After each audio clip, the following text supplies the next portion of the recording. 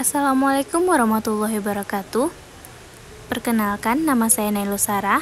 Saya merupakan salah satu mahasiswa Statistika Angkatan 2019.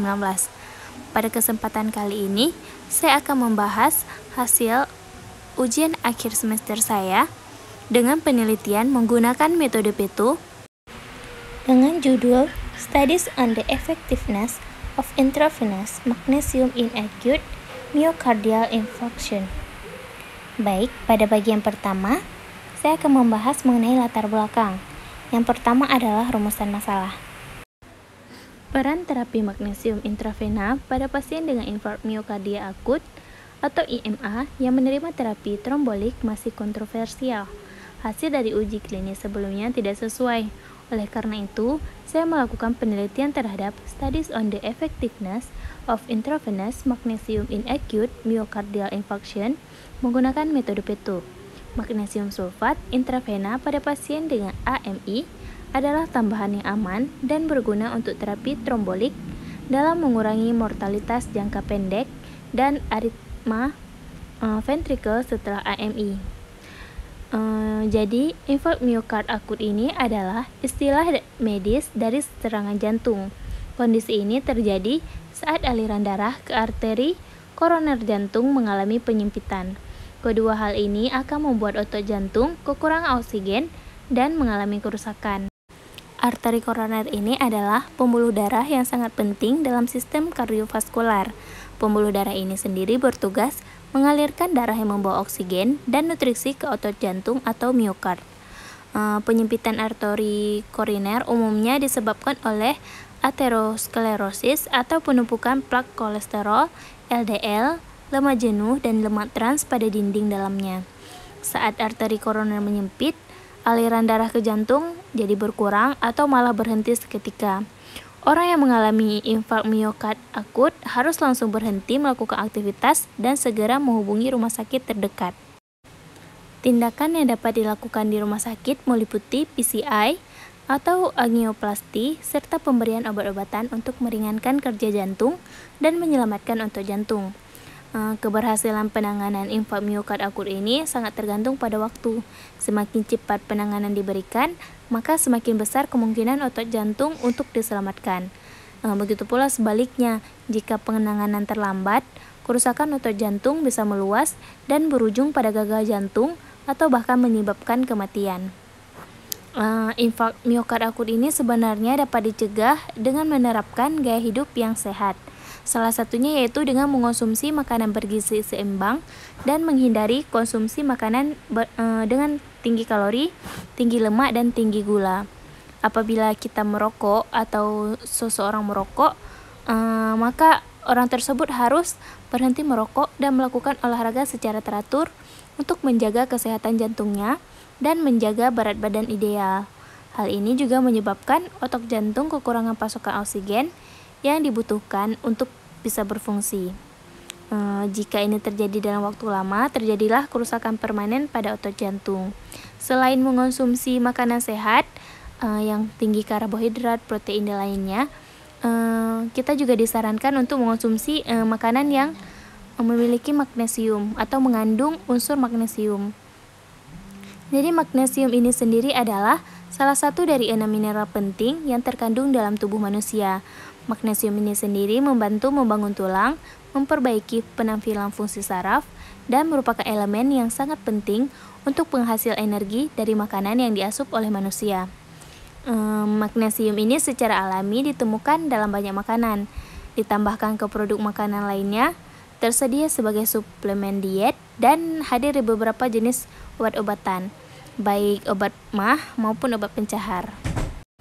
Magnesium adalah kofaktor dalam lebih dari 300 sistem enzim yang mengatur reaksi biokimia yang beragam dalam tubuh, termasuk sintesis protein, untuk otot dan fungsi saraf, mengatur kadar glukosa darah, dan regulasi tekanan darah. Magnesium diperlukan untuk produksi energi, fosforilasi oksidatif, dan glikolisis. Zat ini memberikan kontribusi untuk perkembangan struktur tulang dan diperlukan untuk sintesis DNA, RNA, dan glutakonin antioksidan.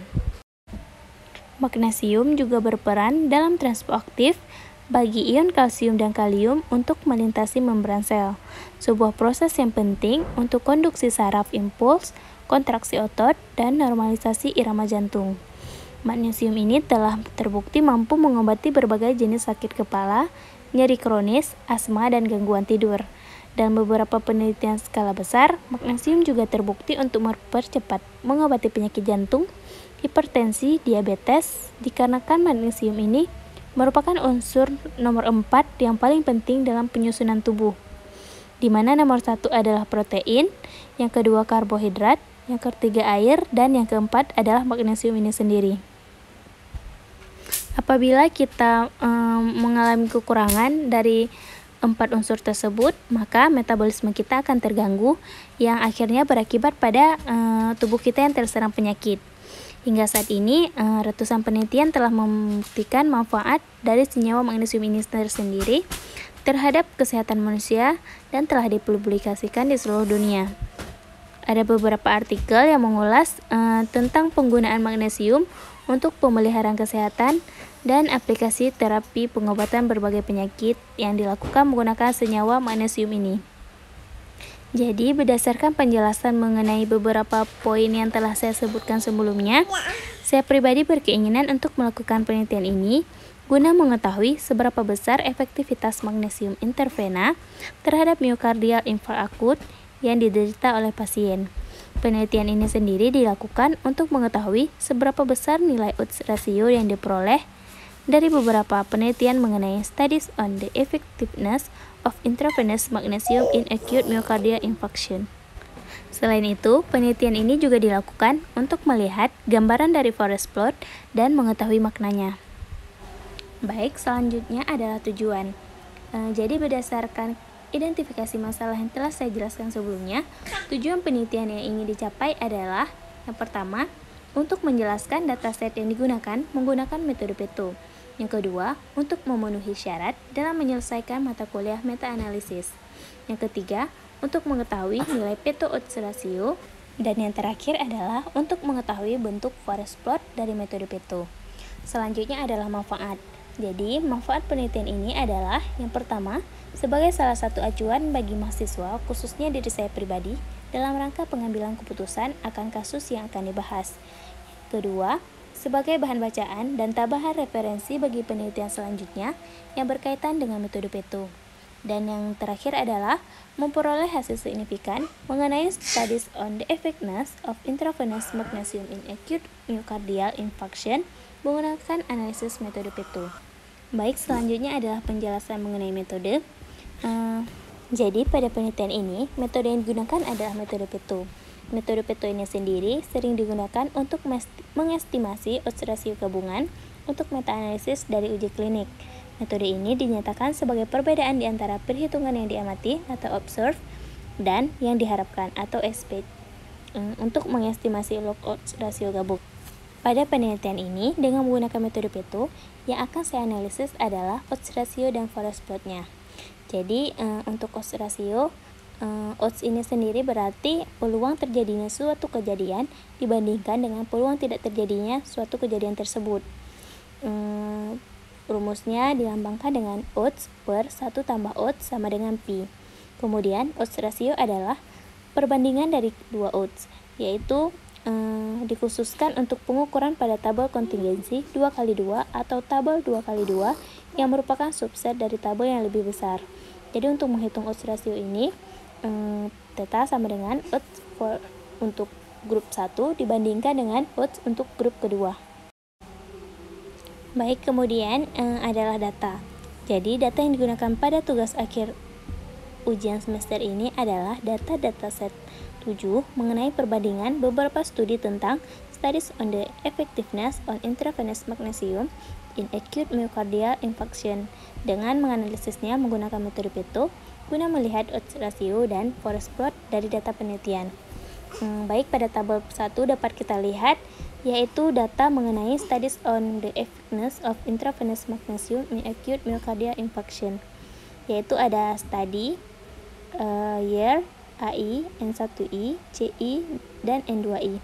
Kemudian pada tabel 2 dapat kita lihat keterangannya, yaitu ada nama variabel, yaitu variabel studi, year, AI, N1I, CI, dan N2I dengan notasi study dengan notasi karakter, year, AI, N1I, CI, dan NI dengan notasi numerik. Dan untuk penjelasan dari masing-masing variabel dapat kita lihat pada tabel 2, yaitu study dengan penjelasan first after all trial name, yaitu nama dari peneliti, kemudian year yaitu tahun dipublikasikan atau tahun penelitian, AI yaitu number of deaths in the magnesium group, yaitu jumlah kematian dalam grup magnesium, N1I yaitu number of patients in the magnesium group, yaitu jumlah pasien di grup magnesium, kemudian CI yaitu number of deaths in the control group, yaitu jumlah kematian dalam grup kontrol, dan N2I adalah number of pasien in the group control, yaitu jumlah pasien di control group. Jadi berdasarkan tabel tersebut dapat kita lihat bahwa terdapat 15 penelitian dengan 6 variabel. Baik, kemudian adalah hasil dan pembahasan. Jadi pada start 2 dapat kita lihat ada struktur data baik dalam bentuk output maupun dalam bentuk tabel. Jadi struktur data ini untuk melihatnya kita dapat menggunakan sintaks str data name, yaitu data saya. Jadi berdasarkan hasil keluaran output R atau RStudio yang diubah menjadi tabel, dapat kita lihat bahwa semua data berbentuk dalam integer atau int, di mana terdapat sebanyak 15 data penelitian yang terdiri dari 6 variabel, yaitu variabel study, nama peneliti, year, tahun peneliti, AI, N1I, CI, dan N2I. Kemudian selanjutnya pada bagian 2 kita dapat melihat summary data baik berupa output maupun berupa tabel. Pada output summary data ini baik berupa tabel maupun output dari RStudionya, kita dapat melihat bahwa ada kategori summary statistik, yaitu berupa nilai minimum, nilai maksimum, nilai min atau rata-rata, kuartil 1, kuartil 2 atau median, dan nilai dari kuartil ketiga. Jadi berdasarkan hasil keluaran output RStudio yang diubah menjadi tabel di atas, dapat kita lihat bahwa terdapat 5 variabel yang digunakan. Untuk variabel year, yaitu tahun publikasi, memiliki nilai minimum yaitu tahun 1994, nilai maksimumnya yaitu tahun 1995, dan tahun meannya yaitu tahun 1990, kuartil 1 yaitu tahun 1988, kuartil 2 atau median yaitu tahun 1990, dan kuartil 3 yaitu tahun 1991.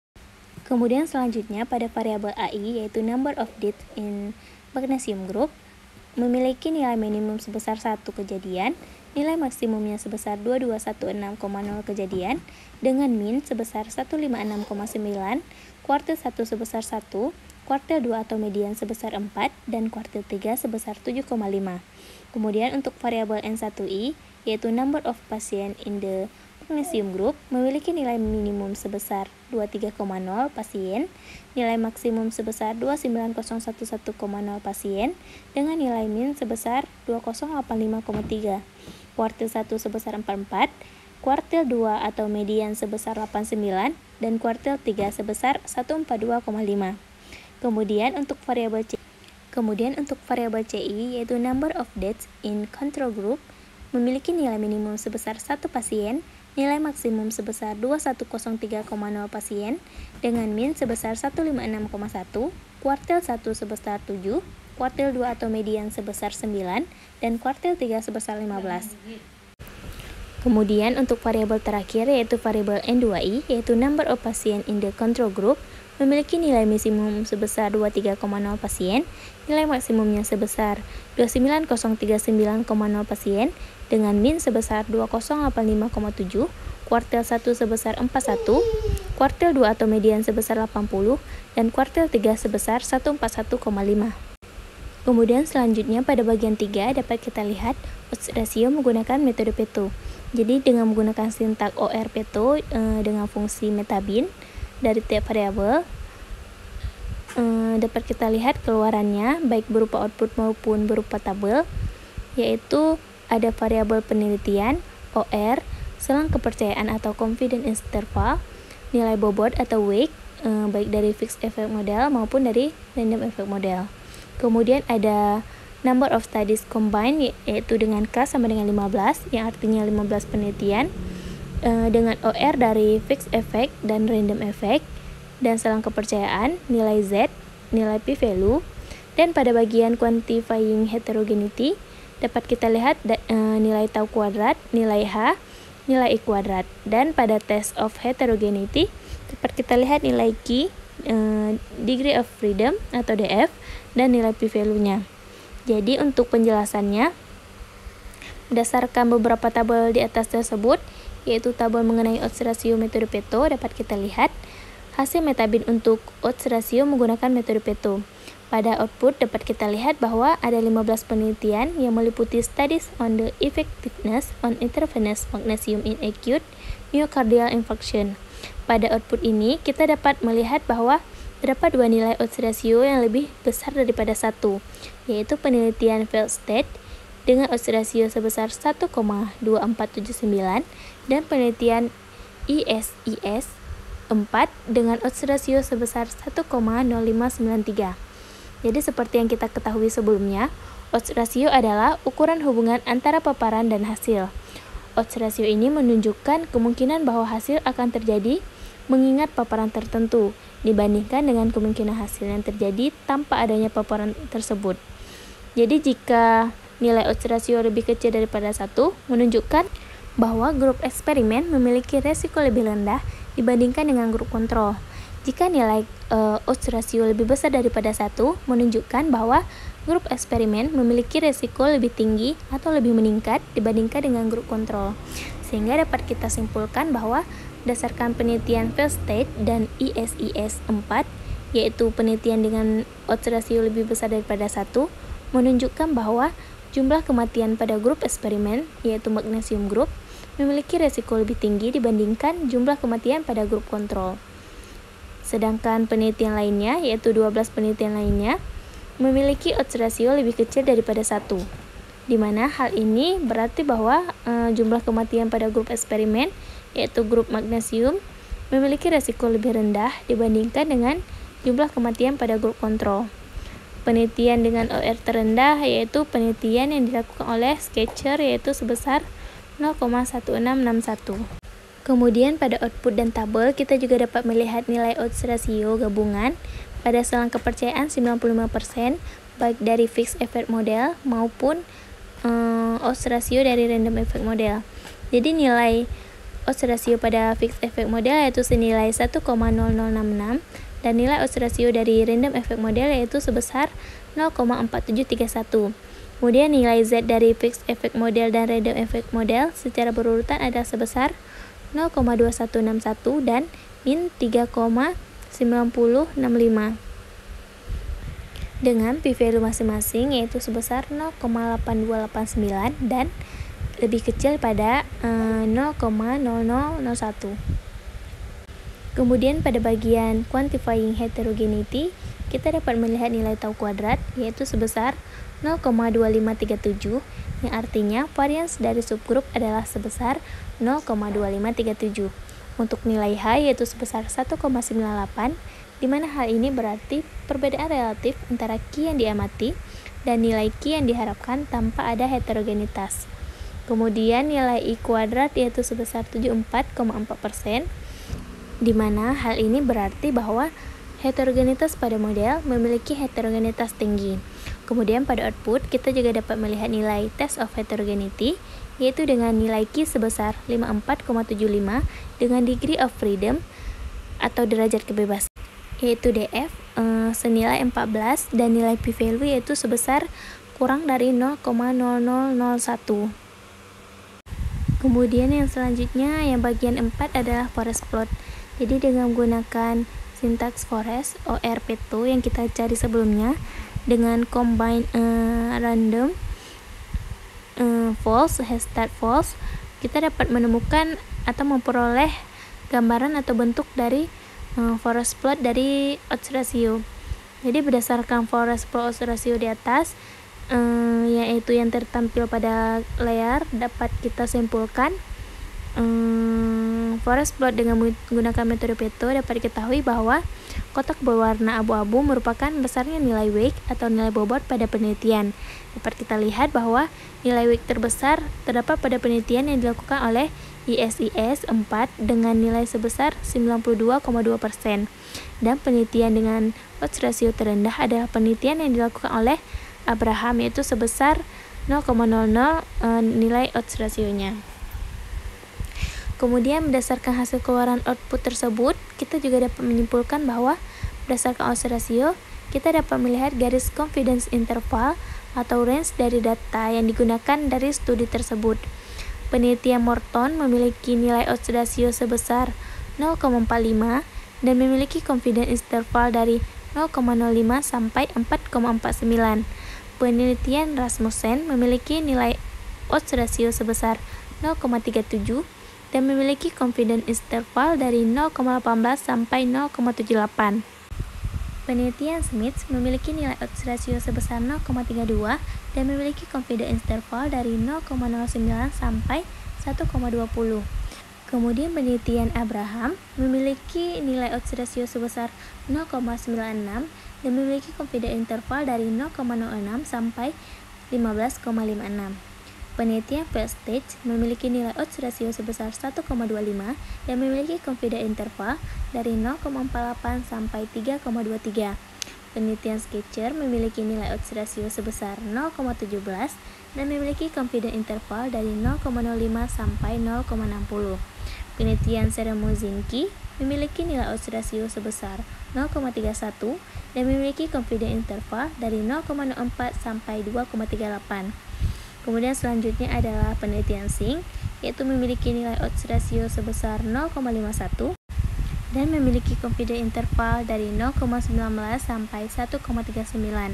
Penelitian Pereira memiliki nilai odds ratio sebesar 0,18 dan memiliki confidence interval dari 0,04 sampai 0,79. Kemudian penelitian Sketcher memiliki nilai odds ratio sebesar 0,19 dan memiliki confidence interval dari 0,06 sampai 0,56. Penelitian selanjutnya yaitu yang dilakukan oleh Goff yang memiliki nilai odds ratio sebesar 0,45 dan memiliki confidence interval dari 0,15 sampai 1,40. Selanjutnya adalah penelitian Tugerson memiliki nilai odds ratio sebesar 0,47 dan memiliki confidence interval dari 0,15 sampai 1,48. Yang selanjutnya adalah penelitian LIMIT 2 memiliki nilai odds ratio sebesar 0,74 dan memiliki confidence interval dari 0,56 sampai 0,99. Penelitian yang selanjutnya yaitu penelitian Sketcher yang memiliki nilai odds ratio sebesar 0,26 dan memiliki confidence interval dari 0,90 sampai 0,63. Penelitian terakhir yaitu penelitian yang dilakukan oleh ISIS 4 memiliki nilai odds ratio sebesar 1,06 dan memiliki confidence interval dari 1 sampai 1,13.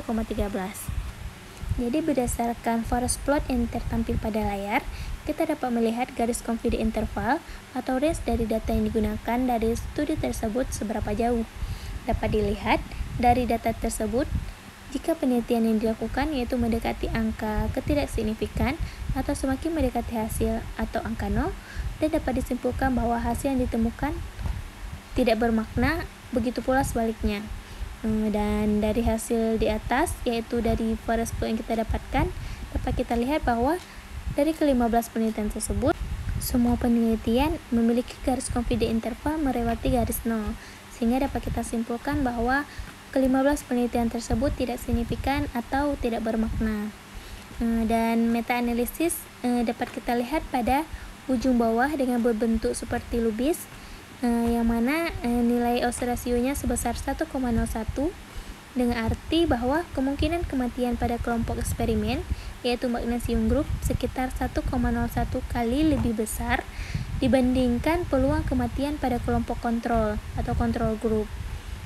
Dan dapat kita lihat juga confidence intervalnya berada pada selang kepercayaan 95% yang dimulai dari 0,95 sampai 1,07. Kemudian pada bagian di sampingnya atau bagian sebelahnya kita dapat melihat input data yaitu dengan menggunakan sintaks readDelim atau readCSV dari file choose dengan header sama dengan true, dengan file nama datana yaitu data saya pribadi, dan terlihat pada output tertampilkan bahwa data yang kita gunakan dalam analisis ini yaitu analisis P2. Baik, kemudian pada bagian selanjutnya dapat kita lihat referensi atau daftar pusaka yang saya gunakan dalam penelitian ini, yaitu dari Aviary, Chevlin, Kulik, Makon, Saleh, Sri Suryanto, TD World Health Organization, dan lainnya. Mungkin hanya ini yang dapat saya sampaikan. Lebih dan kurang saya mohon maaf. Wabillahi taufiq wal hidayah. Wassalamualaikum warahmatullahi wabarakatuh.